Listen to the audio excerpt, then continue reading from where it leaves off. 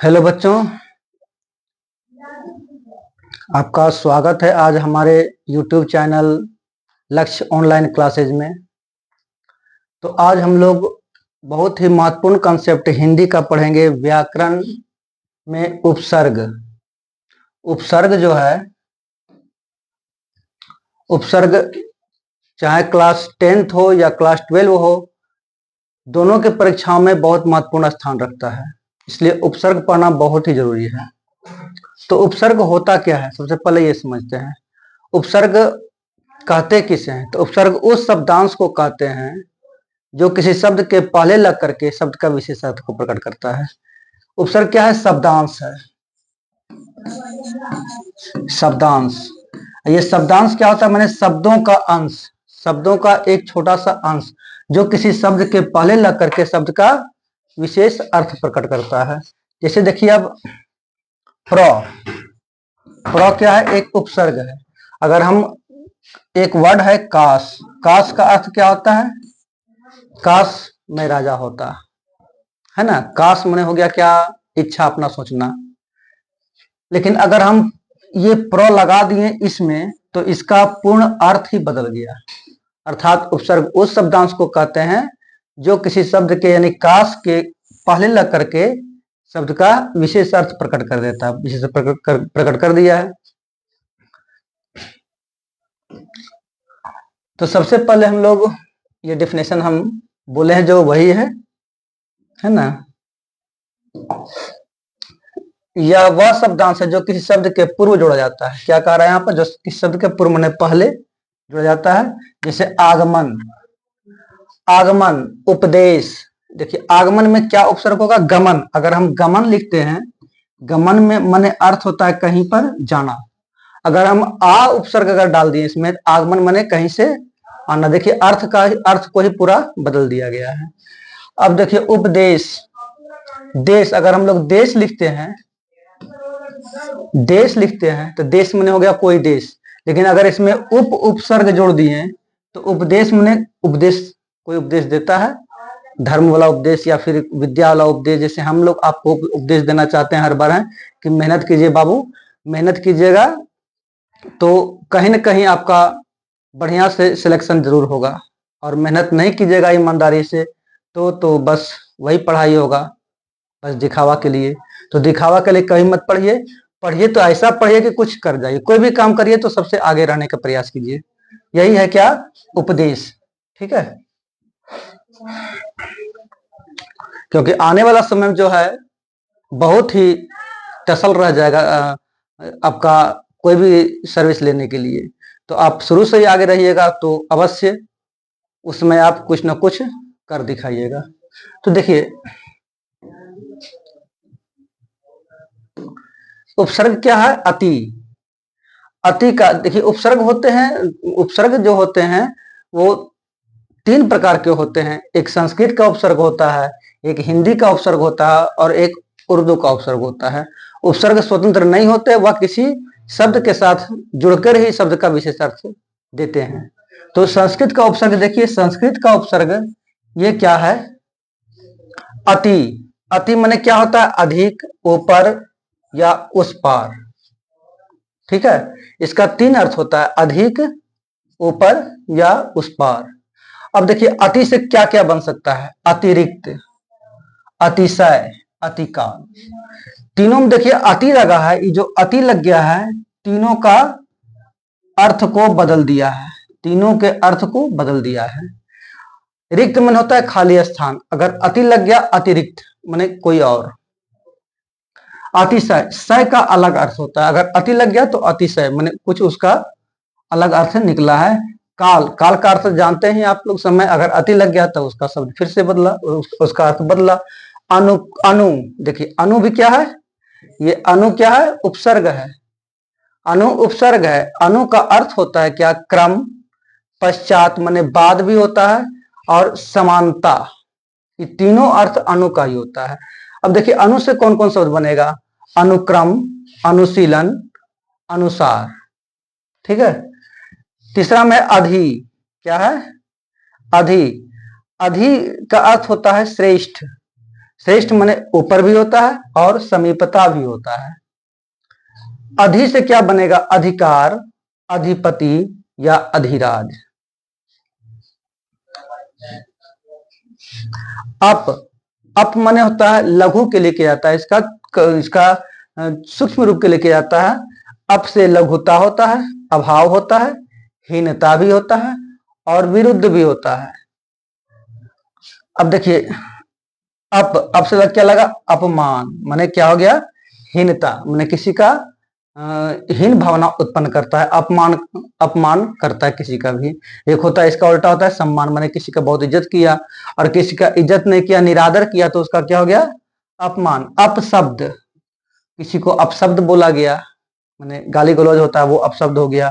अपहरण, देखिए हरण अलग हो गया, अपहरण अलग हो गया। उपसर्ग लगने के बाद में उसका अर्थ ही बदल दिया गया है। तो ये सभी आप ध्यान में रखिएगा, परीक्षा में अवश्य आएगा ये, और आप अगर अभी से ध्यान देते हैं तो अवश्य उसमें लिख करके आइएगा। फिर क्या है यहाँ? अभी, अभी, अभी भी उपसर्ग है। इसका अर्थ क्या होता है? समीपता, अधिकता, और भी होता है, और भी होता है, अभी में नहीं होता है। तो समीपता, देखिए अभी का अर्थ क्या होता है? अभियान। अभी का जो बनता है वर्ड बनता है यान, यान में अगर हम जोड़ दिए अभी तो हो गया अभियान। भावक, भावक अलग है, अभी आपका उपसर्ग है। अगर कहेगा अभिभावक में कौन सा उपसर्ग है? तो अभी, ठीक है, क्योंकि उपसर्ग होता है वो पहले जुड़ता है। आ का अर्थ होता है सीमा, समेत, कमी या विपरीत।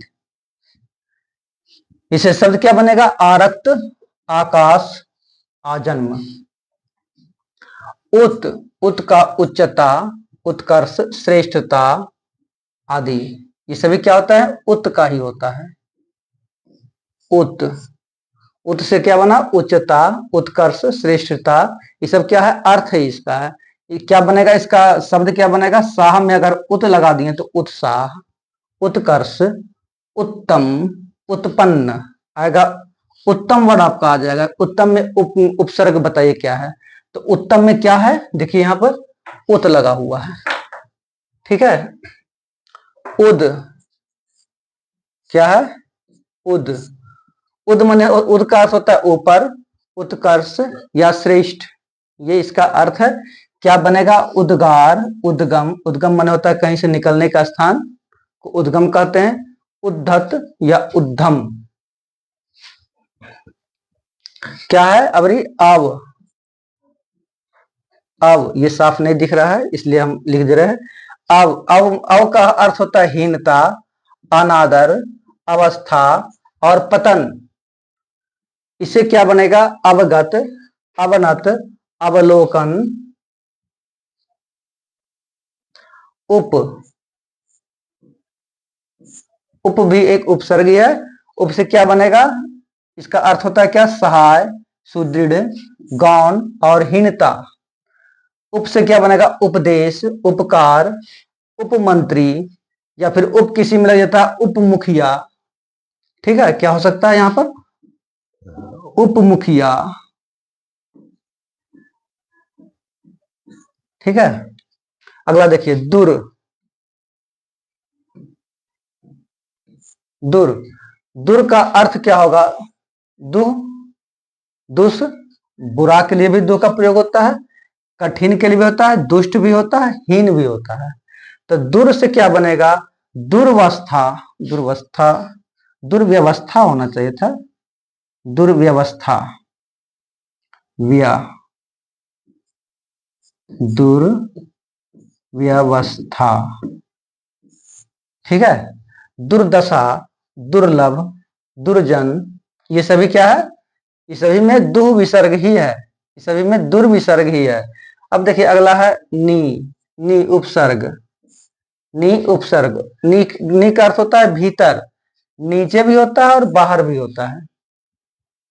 देखिए नी से क्या बनेगा? निकृष्ट, निपात, नियुक्त, निवास।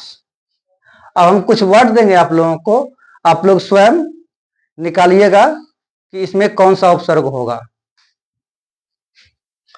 फिर तरह से लेते पूरा लेते हैं, उसके बाद आप लोगों को प्रैक्टिस करवाया जाएगा। परा, परा का अर्थ क्या होता है? उल्टा, अनादर, नाश। इससे क्या बनेगा शब्द? पराभाव, पराजय, पराक्रम। ठीक है। परी, परी, परी का अर्थ होता है आसपास या चारों ओर। अब परी से क्या बनेगा? परिजन, परिक्रमा, परिणाम और पूर्ण।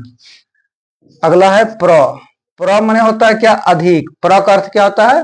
अधिक, आगे, ऊपर, यश या गति। प्रकाश, प्रचार, ये सब शब्द बना है। प्रबल, प्रभु, प्रणाम, प्रवीण, प्रदीप, इस सब क्या, इस सब में क्या है? प्र उपसर्ग ही है।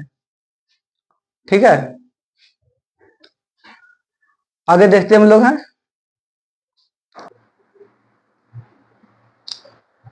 अब देखिए हिंदी के उपसर्ग लेते हम लोग हैं। हिंदी का उपसर्ग चलेगा हम लोगों का, क्योंकि उसमें हम लोग संस्कृत का उपसर्ग पढ़ रहे थे। अब कुछ हिंदी का उपसर्ग देखते हैं। अ, अ का अर्थ होता है निषेध, माने नहीं, अनपढ़। अनपढ़ शब्द बना यहाँ, अन से ही बना, अ से या अन से। अ या अन, अगर अनपढ़ में कहेगा उपसर्ग कौन सा है, तो आप अ या अन दोनों में से कोई भी लिख सकते हैं। ठीक है, इसका अर्थ होता है निषेध। अध, अध मने होता है, अर्थ होता है क्या है? आधा, अध पका, अध जल, ये सब क्या है? इस सब का उपसर्ग क्या है? अध ही है। उन उन उन उपसर्ग में से एक कम भी होता है, तो एक कम माने 49, 29, 19, ये सभी क्या है? 49, 29 या 19, ये सभी में उन उपसर्ग ही लगा हुआ है। दु, दु का अर्थ होता है कम, दुबला। देखिए दुबला, अगर बला कर देते ये अलग है, अगर दो लगा दिए दुबला मैंने कुछ अर्थ अलग हो गया है। ठीक है। भर, भर का अर्थ होता है पूरा, से भरपूर, भरपेट। अगर पेट अलग, इसका देखिए अलग हो गया, अगर भर लगा दिए तो इसका अर्थ अलग हो जाएगा। क का अर्थ बुरा के लिए होता है, जैसे कपूत, कुपात्र, ये सब क्या है? कपूत में क्या कौन सा उपसर्ग है? तो सीधा क उपसर्ग डालिएगा। ठीक है। कुपात्र में कौन सा उपसर्ग है? तो कु नहीं होगा, ये कु जो है कु नहीं होगा, आपको उपसर्ग क ही होगा। ठीक है, उपसर्ग में क ही आएगा। तो आगे देखते हैं।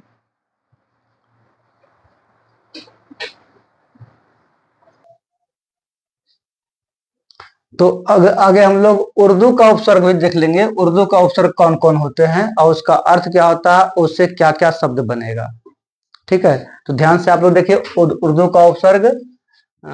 उसमें आपका परीक्षा में ये नहीं आएगा कि उर्दू का उपसर्ग है या हिंदी का उपसर्ग, केवल उपसर्ग रहेगा। लेकिन आप लोग को जानकारी रखना होगा कि ये उपसर्ग उर्दू का है, और क्योंकि बड़े बड़े एग्जाम में ऐसा ही में से पूछा जाता है। आप लोग का मैट्रिक और इंटर में से ऐसा नहीं पूछा जाएगा।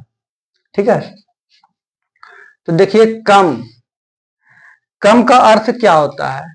कम का अर्थ होता है कि माने कम तो होता ही है, कम का अर्थ तो कम ही होगा। कम, कम का अर्थ कम ही होगा। माने अब आ जाएगा कि इसके शब्द क्या बनेगा? कमसीन, कमसीन शब्द बना, कमसीन। या फिर हो जाएगा कमजोर भी हो सकता है ना, या होगा कमजोर। कम उम्र भी होगा। ठीक है। खुश, खुश का अर्थ क्या होता है? तो खुश का अर्थ अच्छा के लिए होता है। खुश का अर्थ अच्छा, क्या बनेगा अब? खुश नसीब, खुश नसीब। खुशबू, क्या बन सकता है? खुशबू या खुशहाल। ठीक है, ये सभी शब्द इससे बन सकते हैं। अब कहेगा खुश नसीब में कौन सा उपसर्ग है, तो क्या बोलिएगा? खुश उपसर्ग है। या खुशबू में कौन सा उपसर्ग है, तो खुशबू में आप खुश ही लिखना होगा आपको, बू अलग है, बू आपका अलग है, खुश उपसर्ग है। सर, बोलिए अब सर, सर का अर्थ क्या होता है? सर का अर्थ होता है प्रधान, सर का अर्थ प्रधान। अब सर से कौन सा बनेगा? सरकार, सरकार। सरकार में कौन सा उपसर्ग है? तो सर उपसर्ग है। और क्या बन सकता है? देखिए, सरताज, सरताज भी सर में सर उपसर्ग ही है, क्योंकि ताज को अलग कर देंगे, सर को अलग कर देंगे, दोनों का अर्थ अपना अपना निकलता है। हम का अर्थ क्या होता है? हम का अर्थ होता है साथ। अब हम से कौन सा उपसर्ग बन सकता है? हम सफर, हम सफर, हमराज। ठीक है, तो इस तरह से आप लोग प्रयास कीजिएगा अपने से। जब तक ले आप प्रैक्टिस नहीं कीजिएगा आप पूर्ण नहीं सीख पाइएगा, इसलिए आप लोग का प्रैक्टिस मेन है। एन, एन का अर्थ क्या होता है? एन का अर्थ क्या होता है?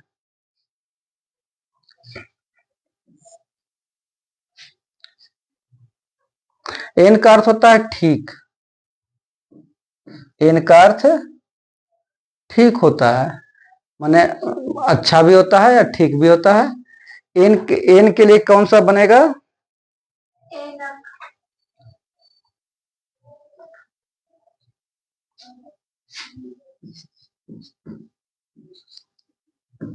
एनक, ठीक है, ऐनक।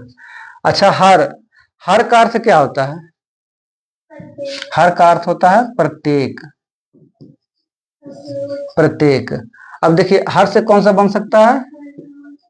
हर रोज या हर एक, न हर एक माने क्या हो गया? हर एक। प्रश्न में आएगा हर एक में उपसर्ग निकालिए, तो हर एक में उपसर्ग में क्या आ जाएगा? हर एक। अगर इसको अलग करेंगे तो हर एक, हर उपसर्ग हो गया। गैर, गैर का अर्थ होता है, गैर का अर्थ निषेध के लिए भी किया जाता है। गैर का क्या बनेगा? गैर सरकारी, गैर सरकारी। या फिर क्या बनेगा? गैर हाजिर, गैर हाजिर। ठीक है,